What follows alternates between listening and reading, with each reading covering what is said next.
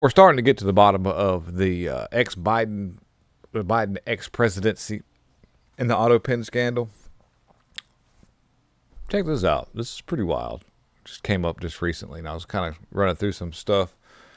And ex-Biden aide Nara Tanden admits under oath to the White House Oversight Committee that she controlled Joe Biden's auto pen. The ex-official admitted under oath to the House Oversight Committee during a closed-door testimony on Tuesday that she controlled Joe Biden's auto pen. Is this the fall chick? Is this the only one? She working for Obama.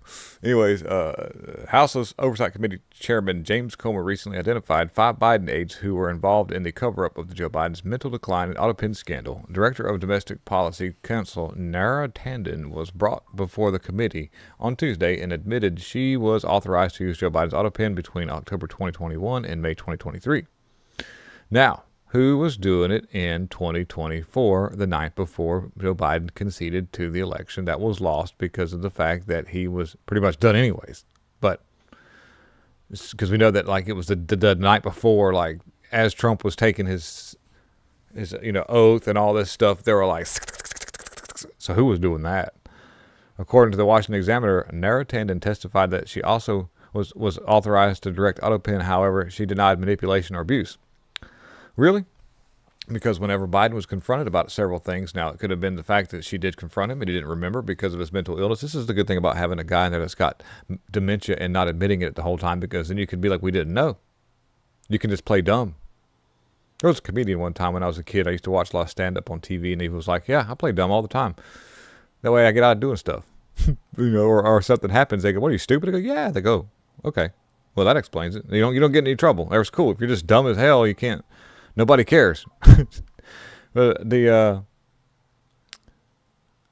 she says that a top former aide of the former Joe testified that behind closed doors Tuesday for more than 4 hours as a part of the White House Oversight Committee's investigation into the mental fitness to serve and his White House's use of auto pen, confirming she was authorized to use the automatic signature device while pushing back on concerns about alleged manipulation or malfeasance, which this is easy to do whenever you play dumb to a situation.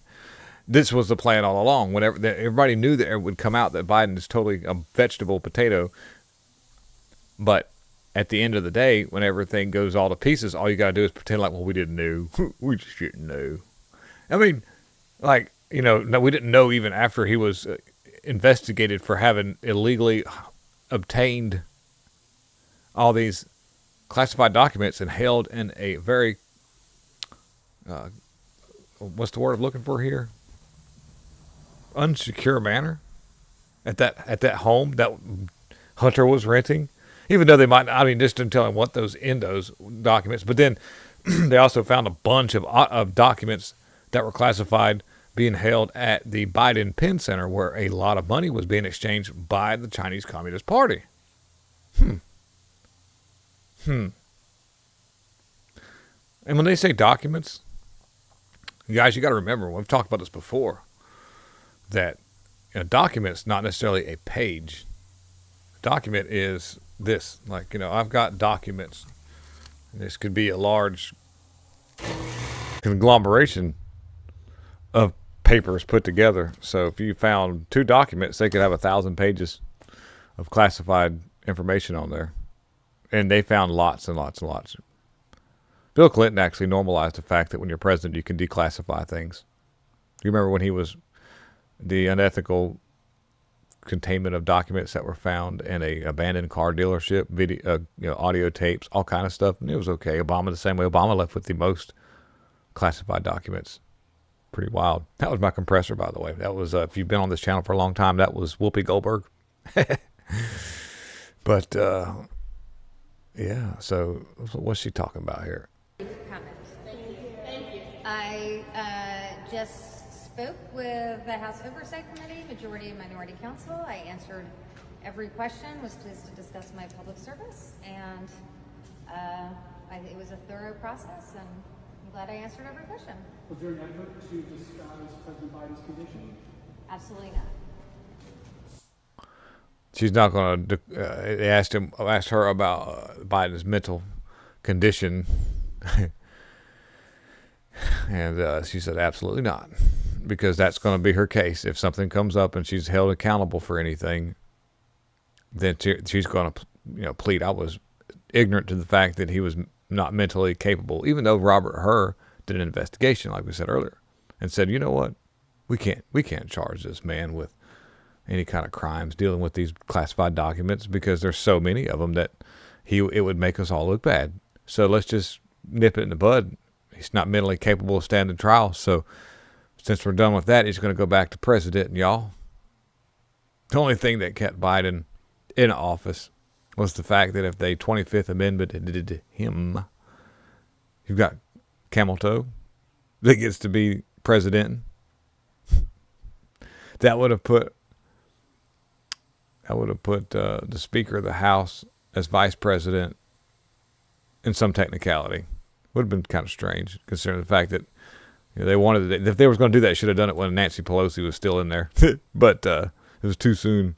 But yeah, she was running everything up until 2023. I want to see who was doing it in 2024. Well, that's a start. Now, in my humblest grievances, I wish that